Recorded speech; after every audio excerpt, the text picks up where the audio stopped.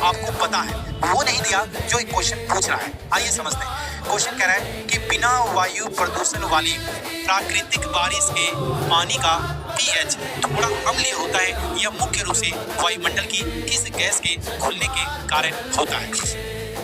यहाँ पर अम्लीय वर्षा की बात नहीं कही गई है। अम्लीय वर्षा की बात नहीं कही गई है। जब अम्लीय वर्षा की बात कही जाए तब आप NO2 या SO2 का नाम लेना भाई, ठीक है। तो सर इसका मतलब SO2 ये खत्म हो गया, NO2 ये खत्म हो गया, और ओजोन कभी भी वर्षा के जल के पीएच मान को नहीं घटा सकती। तो केवल और केवल एकमात्र क्या रहेगा, CO2।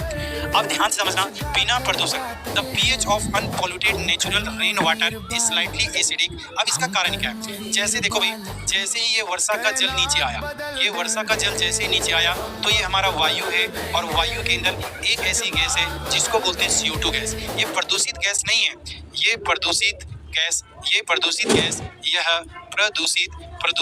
गैस नहीं है। ये तो वही गैस है जो आपकी पृथ्वी पर जीवन को संभव बनाती है, प्रदूषित गैस नहीं है।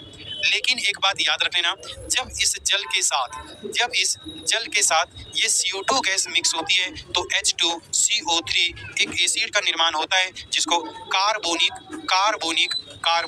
अम्ल बोलते हैं, कार्बोनिक अम्ल का नाम देते हैं। तो अब यहाँ से ये बात पता चल गई, क्योंकि वर्षा का जो जल है इसका पीएच मान 7 होता है, ये न्यूट्रल होता है, ये उदासीन होता है। तो जब ये उदासीन था तब इसका पीएच मान 7 था, लेकिन जैसे वायु के अंदर मौजूद कार्बन डाइऑक्साइड के साथ ये घुल गया तो अब इसका पीएच मान जो हो गया वो 7 से कम हो गया।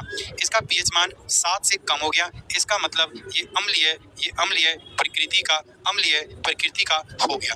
अब बताओ भाई कितने लोगों ने सही जवाब दिया? बताइए भाई कितने लोगों ने सही जवाब दिया? ऐसे ही क्वेश्चन आप लोगों से पूछेगा वो, और क्वेश्चन आप पढ़े हुए होंगे लेकिन क्वेश्चन के अंदर हल्का सा थोड़ा सा ट्विस्ट कर देगा और आप भी पूरी तरीके से ट्विस्ट हो जाओगे, क्योंकि आप मैक्सिमम प्रश्नों का आंसर वो दोगे जो आपको आता है, आप वो नहीं दोगे जो एग्जामिनर ने